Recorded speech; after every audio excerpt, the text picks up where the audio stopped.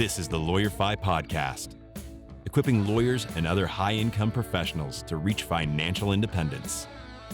Adam B. Cordover is a Florida-based collaborative family law attorney. He is not a financial advisor, accountant, or tax attorney. This podcast does not provide legal, financial, or tax advice, and is for information and entertainment purposes only. Welcome to the LawyerFi podcast. I'm your host, Adam B. Cordover, and this show seeks to equip lawyers and other professionals with the tools to become financially independent. We're doing something a little different for today's episode because I'll be joined by attorney Matt Lundy. He's the founder of Matthew Lundy Law, PL, a firm dedicated to the highly specialized work of drafting qualified domestic relations orders, or quadros, and other orders dividing retirement accounts. He and I actually first met over a decade ago in a Tampa family law study group, and I've just been so impressed to see him rise to become the go-to lawyer in Florida and beyond when it comes to quadros and other similar complex issues. And he's been honored with the Florida Bar Family Law Section's Visionary Award. And today we'll be talking with Matt about how envy can be an impediment to lawyers and others seeking financial independence. So, just so you know, to learn more about Matt and his practice, you can visit his website at mlundylaw.com. And with that out of the way, Matt, welcome. Thank you for having me. You bet. You bet. So, Matt, can you tell me a little bit about how you got into the practice of law? So I got into the practice of law um, largely because I didn't know what else to do when I got to the end of college. And I think that's fairly common for a lot of lawyers. You get a liberal arts degree, you get towards the end of your junior year. I didn't have any internships or anything like that. I worked at hotels over the summer between years of college, and my older brother was a lawyer, and I thought it would be a fairly stable thing to do. I'm good with words and I'm good at writing, so I thought it would be an easy fit for me, knowing very little about what the practice of law is. As a political science major myself, I totally get that decision. So it was either law or probably continue working at a hotel or something else for me. Right. So I get that. Um, and by the way, Matt, was money discussed in your family growing up, and if so, how? So my house was sort of like the traditional dad works, mom stays home or works part-time in dad's office. So my mom controlled the finances of our home. She gave out the money. We had to do work inside of the house to get small bits of money. Um, they didn't really discuss their finances with us, although I understood my dad was a doctor that we had some money, but they were very clear with me that it was their money and not my money, and that any help that they were giving me was going to run out more or less as soon as I finished college. And what they did was they gradually cut me off starting when I was 18. So they gave us some money because they paid for us to go to college, and then we got jobs in college. And then when we went to graduate school, we took loans, and they continued to cover things like our car insurance and stuff like that. And then when we were done with graduate school, I think my mom bought me a yellow couch, and that was the last thing I ever got from her. And in terms of the student loans, how did incurring those affect your view of money? Well, I knew once I had loans. I mean, frankly, I think my parents did an excellent job. I don't always pay a lot of compliments to my parents, but they did an excellent job preparing us to gradually step into the finances of the real world. Having loans made it so that I could not quit being a lawyer, because one of the first things I think that a lot of people who go into the practice of law realize is this isn't going to be a walk in the park, and that the hours are going to be insane, and that the clients are going to be very angry, and you just sort of have to endure that so that you can get small amounts of money to start. And so that basically kept you in some ways motivated to continue on to finish up so that you could make a living to ultimately pay off those loans. I lived in the red for 5 years, so just paying my debts took all of my money. I had almost no loose spending money. And ultimately, once you did uh, graduate law school, what type of law did you go into? I had 2 choices when I finished law school. One was to go work for my brother in Tampa in family law, which I had interned in and clerked in and understood very well. My other choice was to go work for the PD's office, and the difference in pay was like $13,000 a year. And to me, $13,000 a year might as well have been $1.7 million a year because there was no way I was going to take $13,000 less because I knew I'd have to defer payments on my loans. And so you took the family law job at your brother's place in Tampa, and that's around the time that you and I met. And then I've just, as I mentioned in the intro, I've just been astonished about the niche that you've created for yourself in dealing with qualified domestic relations orders to help split 401ks and other types of retirement plans and other similar benefits. And what led you to going into that niche? So I realized, partially because I had my dad owned a small medical practice, and at the time, my brother owned a small law firm that's turned into a much larger law firm now, that I needed to stop thinking of myself as a kid, which is a very hard thing to transition into, but being broke helps you figure out, and start figuring out what I'm going to do as an adult and what opportunities were available to me. I'm a child of the Great Recession, so I knew that I wasn't going to be able to be super picky about what I was doing. So I got into family law because of the $13,000 thing, and I got into quadros because that was an offshoot of family law. And within, let's say, I started doing them when I came into practice 17 plus years ago. And by about 4 years in, I had a very small business doing it, a very small business doing it. But I realized that if I took that with me when I left working for my brother, that I could use that as a launch pad to do other things. And I honestly thought it would be the other things that would propel me into financial security. But in the end, it wasn't. The niche just sort of picked up because when I moved from Tampa to South Florida and I took the niche with me, I had the Tampa St. Pete referrals, and then I had the South Florida referrals, and I'd already gotten licensed in Georgia. So I was getting referrals from Atlanta, and I always intended to have a separate business doing something else, but this just sort of kept growing. And before I knew it, that's what I did full time. So you're saying that this sort of just kept growing, but I know you've worked your butt off in making it grow, making the practice grow because quite frankly, I haven't been to a family law conference in Florida without seeing you there as a sponsor to be able to grow your quadro practice. Yeah, that's one of the things that you and I share in common, sort of quietly, that we're tremendous self promoters. So, I mean, you can see what I'm doing and you understand it. And I know you go to a lot of conferences too and you teach. I find that a lot of lawyers, in the same way that they don't like to talk about money, they hate talking about themselves as a business. They don't want to think of themselves as business people.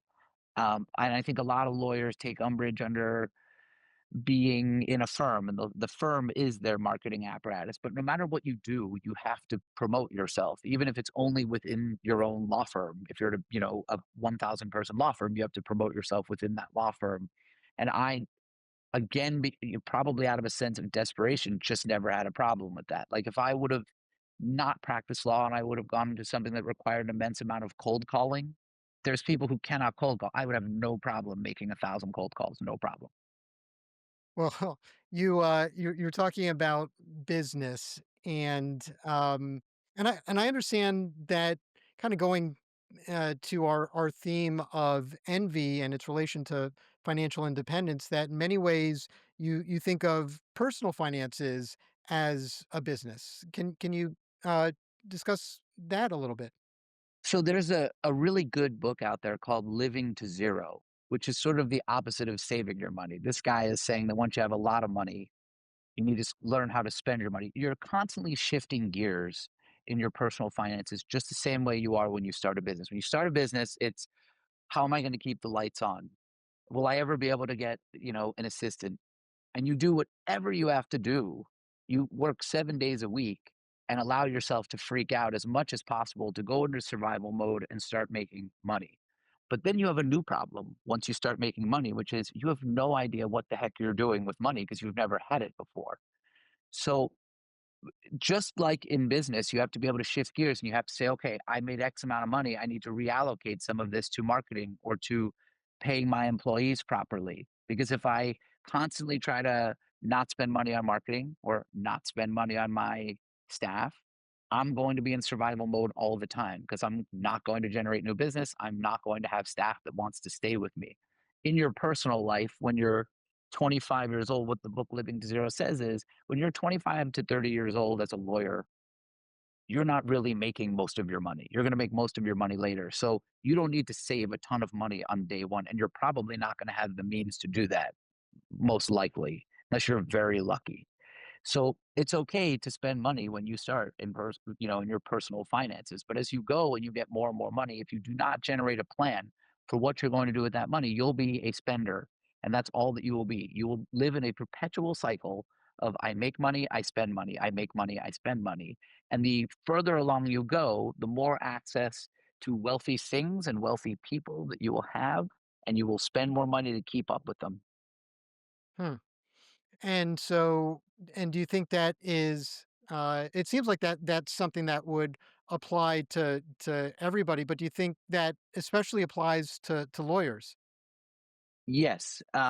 You know, nobody gives you a manual for what to do once you have money. It's very easy to figure out what to do when you have no money. You need to go get money.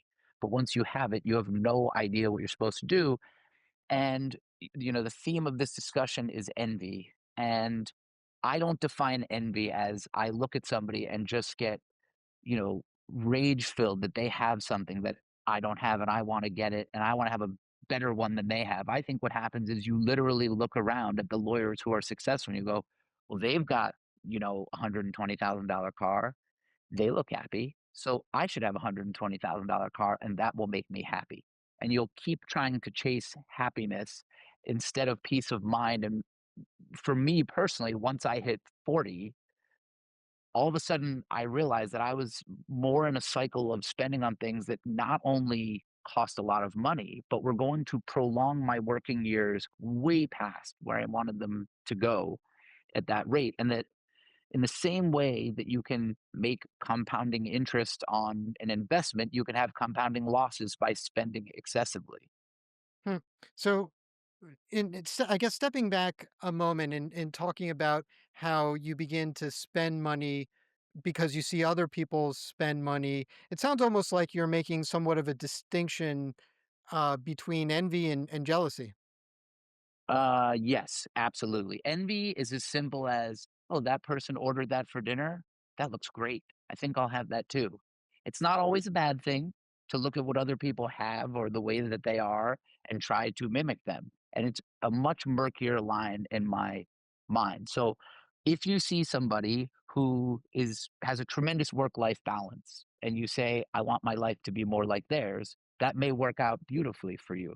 But if all you're looking at is the stuff that they're buying and believe that that's it for them, then that's what you'll do. It's almost more of like a mistaken reasoning, just thinking that it's the stuff and not whatever the meaning of the stuff actually is to you once you have it. And for me, it was it was vacations coupled with inflation. And as I got older, the vacations with 3 children what became stressful.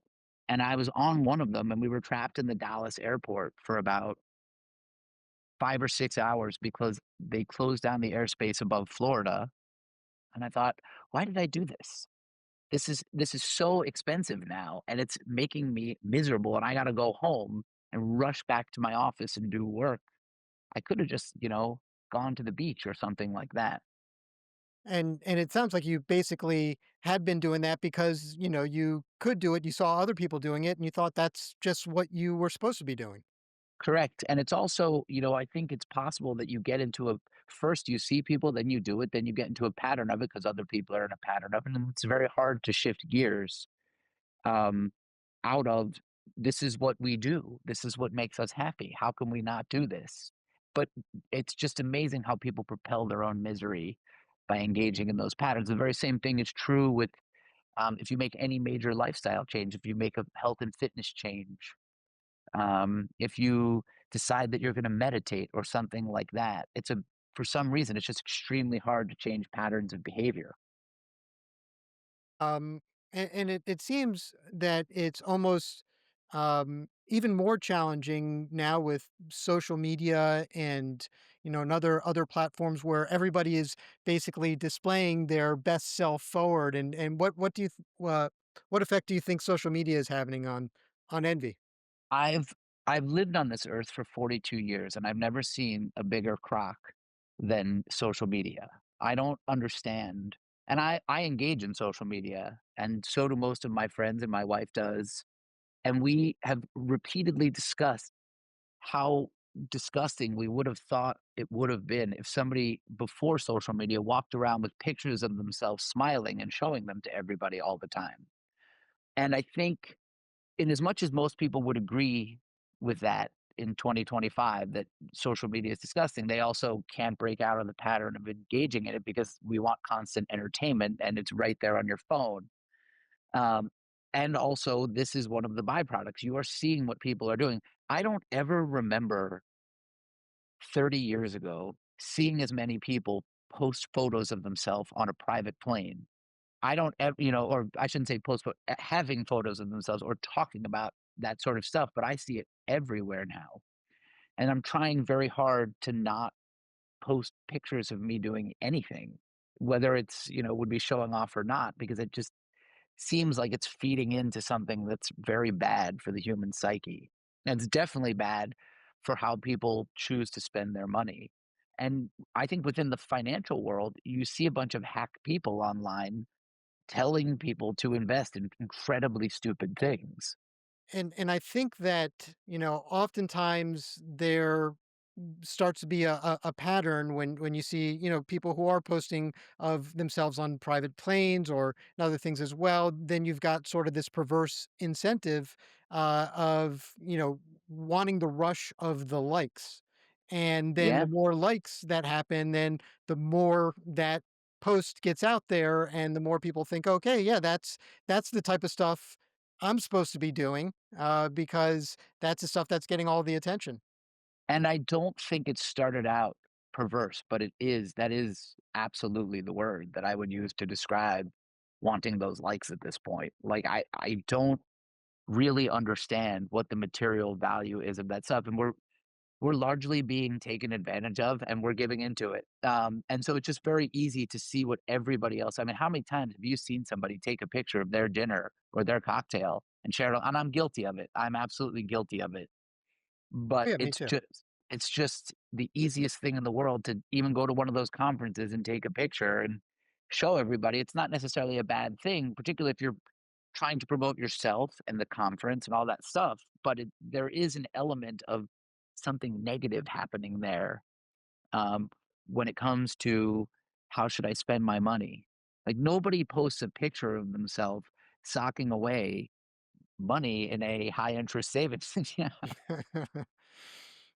So talking about spending, I mean, do you think that there's any type of link between spending and happiness or unhappiness?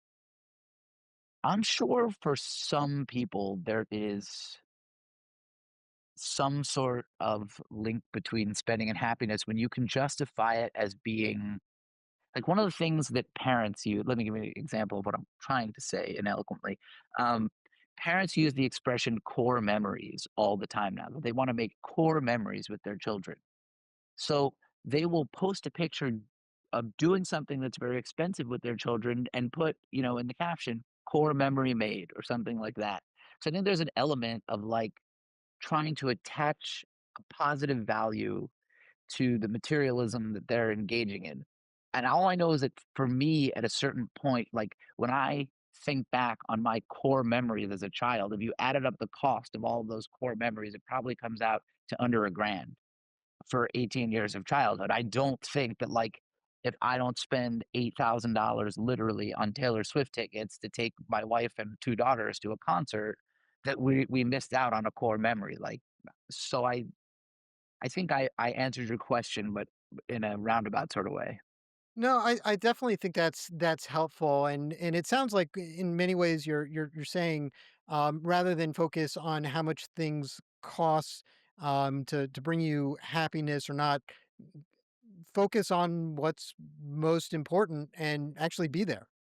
Yeah, and stop trying to control everything with money. Like if you are in a bad mood, yes, maybe sometimes going and buying something that you actually need or that will temporarily be a fix for you will help. But if you have prolonged unhappiness that's necessitating spending all of your money or huge sums of money, even if you can afford it, it's probably part of a very negative cycle that you need to work out outside of your finances.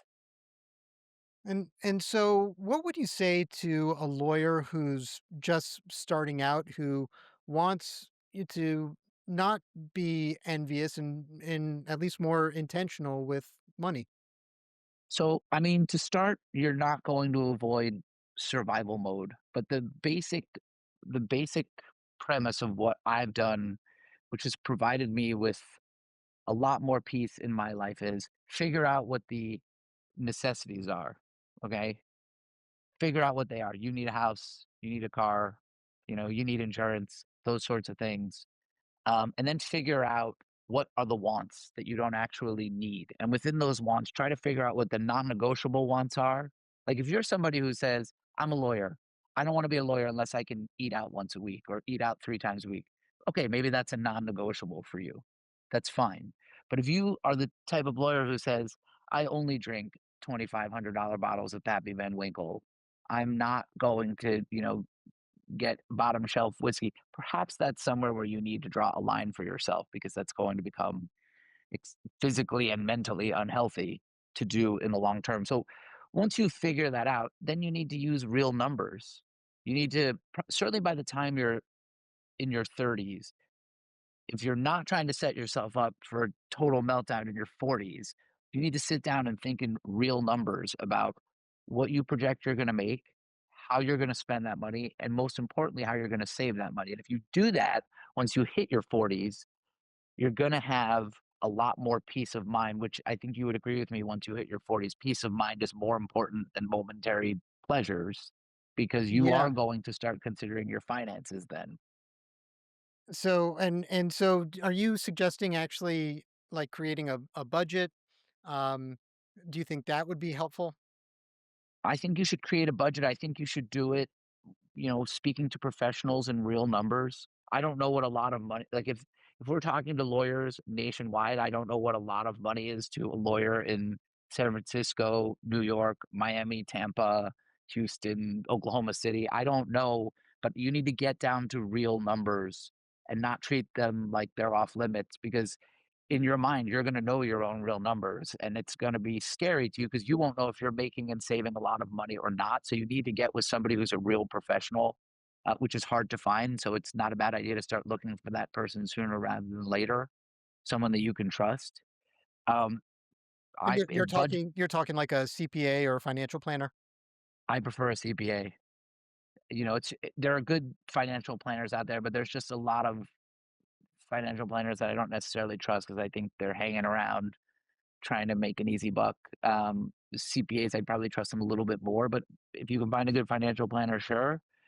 And start talking to them about real numbers and what you project you're going to need and what they think you're going to need when you hit whatever age it is when you want to stop working.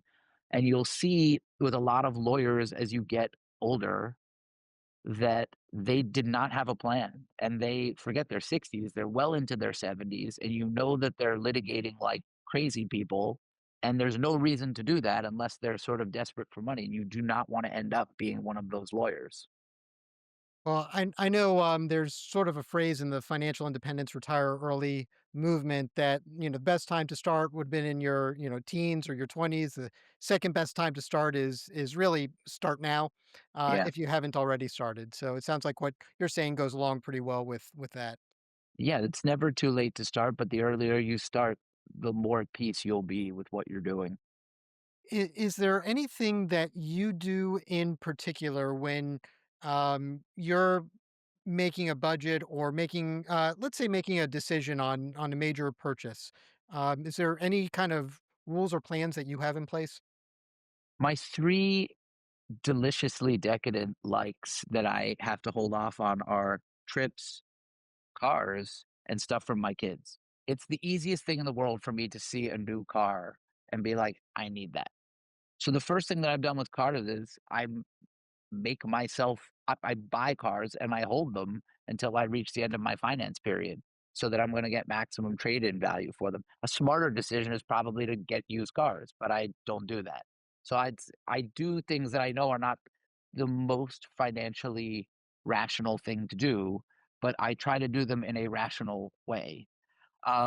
With the trips, before I book trips, literally I would be sitting on my phone and go, I wanna go do this." And now I try to stick a pin in those trips and see if in 30 days, like, if it's the first time I've thought of it, in 30 days, am I gonna remember that said I wanted to go to some random place in Michigan or something like that, that I thought would be neat and off the beaten path and a cool place to take my kids. And with the kids stuff, it's funny, I've done a 180. With the kid stuff, when you start, it's like an arms race to see who can pay for more things, and as I've gotten into youth sports now, which is a totally different world than when I was a kid, they have all of these things you can do with your kids. It's not just recreational sports, it's, um, club sports, travel sports, and then private coaching and all of this stuff. And I kinda do the same thing with that I do with the trips. I try to see if it makes sense 30 days from now. Because if in this moment, I hear that this person is using this coach or something, and they're paying the coach $100 an hour to go be with the kids, I can afford $100, but the question is, do I wanna do that once a week for $5,000 for the year? And, I can roundly say that, to teach my 8-year-old how to play basketball, we'll just do it old school. I'll go into the driveway with him myself, just like my dad did with me. We don't need a coach for that. But some things if you make enough money and you're lucky enough, you're gonna do. You just need to be similar to if you're on a good diet and you decide to cheat on the diet, you just need to be aware that you're doing something that's not great for you when you're doing it. But mostly I try to put things on a 30-day wait. Yeah, yeah. I was going to say it sounds like you're putting a bit of a buffer between you and actually making that decision. So what are you asking yourself during those 30 days? What are sort of the things, the limits that ultimately make you decide, okay, yeah, I'm going to do that for those three things, or no, I've made the decision, thought about it, and I'm not going to do it. So it's easier with cars because I have a hard limit on how much money I'm willing to spend on a car. But with the travel stuff, the question is, will this actually increase my happiness long term? If I go to the airport and I have to sit there for a 4-hour delay both ways, and I get to the hotel and it is not as advertised, or I get to the ski mountain and it's super crowded on the mountain and the price of the lift ticket is twice what I thought it was going to be. Am I gonna be okay with that? And the answer very frequently is no. And so I hold off on a lot of that stuff. Or I try to do it in a way where I can plan around what I see as the potential pitfalls, not only of the inconvenience, but of the price. And then with the kids stuff, that's the battle for me at this point because I'm in it with them. And that's another one. Nobody tells you what is actually a necessity for your kid anymore. This is obviously a uniquely American problem. Nobody would ever say to you, "Oh, don't spend that money on your kid," or "That's a waste of money," because it seems like a nasty thing to say, but there are a bunch of stupid things that you can pour money into for your kids and justify it as, "Well, I'm doing it for the kids," but really, you're probably doing it because other people are doing it. Like, it's totally irrelevant to their childhood to have some of that stuff. Yeah, going back to the envy that hey, other people are doing it, so it's an expectation. Okay, you ought to be doing it too. There's nowhere that I've experienced where that's worse than in parenting, where people look at what other parents are doing and just do it. And so if you do some of the stuff and it's a group activity and then you say to the other parents, all right, I'm not going to do this next season or something like that, a bunch of them will look at you cross-eyed like, how can you pull them out of this or something like that. I'm having that right now with my 8-year-old in youth basketball, that other parents do not understand why I'm not putting him into one of these activities. Well, you mentioned before that you found um, when people are trying to have better work-life balance, that is actually it could be a good type of envy if you hope that for you as well and want to make that part of your normal life. Are there other types of healthy envy that you've seen?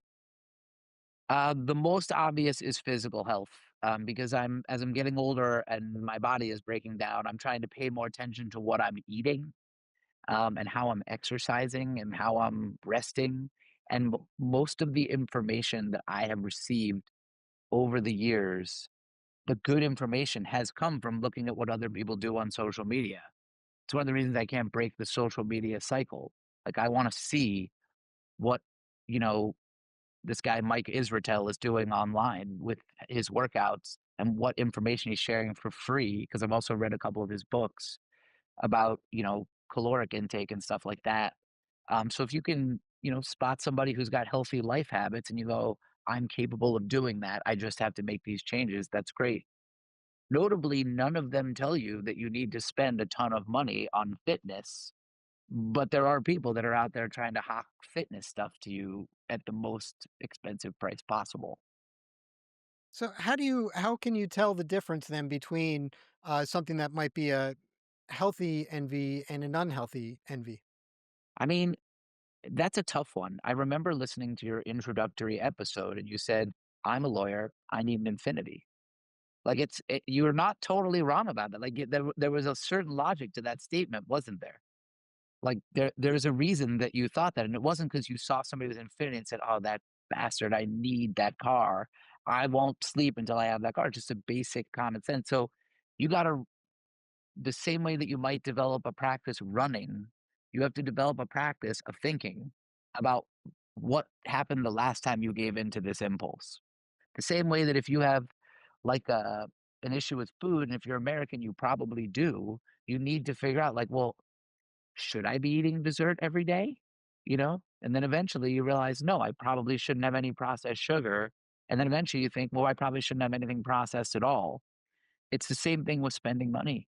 You have to rein yourself in and try to control your basic human impulse to just have more because it won't actually make you happier beyond a certain point. And anybody who's telling you otherwise, who insists that no, it will make you happy, ha ha ha, they're speaking out of self-interest because they don't want to acknowledge that they've got any issues with that stuff.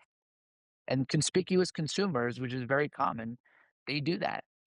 People who constantly buy things and show people how happy they want you to believe that they are in fact happy. Where that impulse comes from, I don't know, but it's definitely not a good place. You know,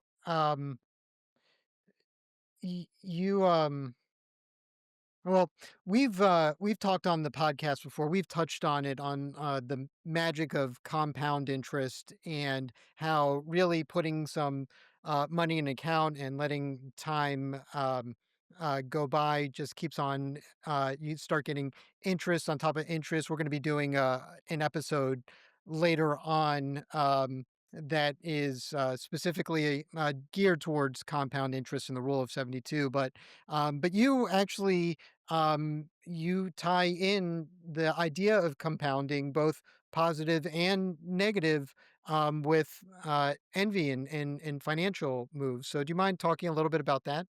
Well, in the very same way that if I put money away in a retirement plan, it's not going to make a ton of money at first. So if I'm the sort of person who needs instant gratification, putting, $6,000 into an IRA into the S&P 500 index fund, it's not going to do anything in a year that's going to be remarkable. The remarkable thing is the compounding interest over 30 years where you go, "Oh wow, this $6,000 has turned into $100,000." And you can't even begin to imagine how that happened, but it happens. Um, if you the but the opposite always applies. It's Newton's law of physics that equal opposite reaction. If you spend your money all the time as it comes in, you are not going to save your money all the time as it comes in. So not only will you have really high spending habits that you'll need to keep up your income for, but you also won't get whatever the gains are that you could have had if you put an extra $10,000 away this year. And nobody really I mean, the most amazing thing about being a lawyer is for 3 years in law school, which I think most lawyers would agree is slightly excessive. We could probably do it in 2, but they wanna make sure we have as many loans as possible. Nobody tells you any of this. So if you figure it out, you have to figure it out on your own or because you go and seek out a resource like this podcast or a book to figure out how compounding interest works. And I worked in family law and I work on the financial side of it. And I completely understand what compounding interest is. But it didn't occur to me that it applied to me and my money until well into my 30s. And it's only because I read Rich Dad Poor Dad, I think. Hmm. Sure. So you cost yourself more than you know by having repeated over expenditures on meaningless things that you want to kind of fit in by having. So if you save $300 a month on your car payment, does that amount to you being a millionaire? No, but if you save $300 a month, put it away, and get interest on it for 30 years, you're literally talking about years of retirement. You just have to engage in a pattern and practice of it so that it turns into real money. Small amounts of money turn into large amounts of money through compounding interest, and small amounts of expenses turn into huge wastes over time. Yeah, I love James Clear, the author of Atomic Habits. He has a saying, something to the effect of, "What you do is a vote for who you want your future self to be," and so everything that you do basically compounds on top of the prior thing that you did until you're headed into one direction or the other, and that can happen in a positive way or in a negative way. And if you've already been in a pattern of, let's say you're a big drinker and all of your friends, you go out all the time and you drink and you go, I don't want to drink anymore. There will be immense pressure on you to drink. Some of that pressure will be internal and some of it will come from your friends. They don't want you to leave the party. Number 1, maybe they like you. Number 2, they don't wanna feel like they drink too much. Nobody likes when that happens, and the very same thing is true if you spend a ton of money around a bunch of people who spend a ton of money. If you withdraw from doing that, people will say to you, "Why don't you spend more money?" And I have lived that, and it's a stunning thing to see somebody question your personal finances and what you're doing. Especially for somebody like me, because 'cause I'm the type of person, if we go out to lunch together, I'll pay for the lunch or the dinner or whatever, but it's still for some people, you're not gonna get a ton of encouragement to do this, which I think is part of why this is like a common thing for people in my age group, because if you do not figure it out for yourself, nobody around you is going to figure it out for you. So you have to dial into that stuff and start developing good habits early. And so kind of going along with that, how do you ultimately decide how or how do you personally decide how much is enough? To save or to spend? Either. So at this stage of my life, uh, a third of my money goes to taxes, so that's gone. And then a third of my money basically goes to savings, and then a third of my money goes to doing whatever we want to do and have to do. I did some extremely financially irresponsible slash stupid things when I started to make money. One of them was when interest rates were super low on mortgages, I paid off my mortgage. So I paid off my mortgage, and my mortgage had like a 3.1% interest rate. And I thought I was a genius because I hadn't read any books at that point. I was super young. And I thought, I'm the youngest person I know without a mortgage. But if I wouldn't have done that, if I would have taken that amount of money and put it into the S&P fund, or God knows if I would have bought Tesla, I would be much, much wealthier than I am. So asking me what do I do, I'm not sure I'm the person that should be doling out financial advice to people. You just try to come up with something that is reasonable for you. It doesn't have to be perfectly economically rational because you're not going to be able to figure out the perfect economic rationale unless you're Warren Buffett. And even he would admit that he's made mistakes, but it has to you have to understand your own reasoning and have a plan for what you're going to do and not try to find one thing that works because you're going to have to pivot. You need to keep a certain amount of cash, like you said about emergency funds in one of your prior podcasts. You have to have an emergency fund. So you have to have cash and you have to have investments and you probably want to diversify yourself into as many things as you can competently get involved in, which isn't that many things. So if your strategy is I'm going to day trade, that's probably not the greatest idea in the world, but it's not crazy to take some of your money and try to do it and figure out maybe you are like a genius stock trader. If you're a lawyer, you're probably sort of terrible at business in a way. You know, our job, we're not very results oriented people. We're very process oriented people. We're brilliant at talking about the problems and process of getting to a certain result, but the actual result with what we do is not what most people's ideal result would be most of the time. So I would say for lawyers, keep it simple. Get into the sorts of things that, I think most of what you're talking about are very reasonable things to get into. High interest savings account, keeping some money in cash, health savings. Those are smart things to get into where you're not going to get creamed. If you get to the point where you're putting all your money into DraftKings stock, that's dumb. And if you're doing something like I did, where you're paying off low interest loans, that's dumb also. You have to understand basic things about interest rates, long term growth, and things of that nature. But you know what? Because I think it comes up a lot, that question. I hear on other podcasts the questions on whether to invest versus whether to pay off, low interest rate mortgages and other things as well. I think there is something to be said for non-monetary interests as well. Peace of mind, for example, for some people. So it may be for them, or or for you, it could have been that peace of mind was something that you valued at the time. That's how you have to view money. That's what money is really for. It's for peace of mind. It's not for wild happiness. There are moments where you do wild things that are really fun, but they don't last. And if you don't save money and you don't have a long-term plan, you have no peace of mind.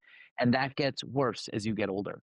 When you're desperate for money and you cannot see an end in sight to working, particularly as a lawyer, because this is a grind. And sort of off topic, but sort of on topic, is it's very hard to be a lawyer now. Our clients are in incessant communication with us. So probably by the time you're 45 years old, you've had more communication with your clients than lawyers had 30 years ago over a 40-year career. So we have at least twice as many communications with our clients. We don't simply schedule phone calls, although I think there's more of a movement to try to schedule things and keep things between the hours of 9 to 5. But when I was coming into practice, the zeitgeist was, here's my cell phone, call me anytime. And that's very, very draining. In my job as sort of a third party expert or whatever you want to call me, I have lawyers calling and texting me all night long and all weekend, and there's sort of no boundaries. So if you don't have a plan for what you're going to do with money, you're almost surefire going to have a nervous breakdown. And I don't say that tongue in cheek. This is a grueling profession to be in, to not have a plan for what you're going to do with your money. You know, I just thank you so much for coming to me with the topic, Matt, of envy and its relation to financial independence. Before we wrap up, I just wanted to see, is there anything else that you wanted to mention on the topic? No, I just wanted to say thank you for giving me the chance to talk about it. I never get to talk about anything other than quadros, and this was a pleasure. Well, talking about quadros, if somebody wanted to learn about quadros or a little bit more about you, Matt, how would they get in contact with you? You would email me, Matt, M-A-T-T, at mlundylaw.com, All right, and what's your website? www.mlundylaw.com. All right. Well, hey, Matt, thank you so much for being here, for being willing to talk about this. I hadn't heard this topic discussed on other podcasts, and I just was so excited when you brought up the idea to me. So, once again, thank you so much, and we'll be in touch. All right. Thank you. If you found this episode helpful, please subscribe to the Lawyerify podcast so you don't miss a future episode, and let others know about it too. Thanks for joining me and Matt for this episode of the Lawyerify podcast. I'm Adam B. Cordover, and remember, Financial independence isn't just a dream. Now let's go achieve it. This episode of the LawyerFi podcast is sponsored by Family Diplomacy, a collaborative law firm. If you are facing divorce in Florida and looking for a private, humane alternative to a courtroom battle, such as collaborative divorce, give us a call at 813-443-0615 or visit us at familydiplomacy.com. We accept clients in every county in Florida, and we also have offices by appointment in Tampa, St. Petersburg, and Sarasota. You are not alone. We can help. This has been the LawyerFi podcast. Visit our website and learn more at lawyerfi.com, including information about how to become a sponsor. Watch or listen to us on YouTube, Apple Podcasts, Spotify, and anywhere you get your podcasts from. You can also reach us on Facebook, Instagram, TikTok, and LinkedIn. LawyerFi is hosted by Adam B. Cordover and produced by Eric Sachs. Original music is by Jake Biller. Adam B. Cordover is a Florida-based collaborative family law attorney. He is not a financial advisor, accountant, or tax attorney. This podcast does not provide legal, financial, or tax advice, and is for information and entertainment purposes only.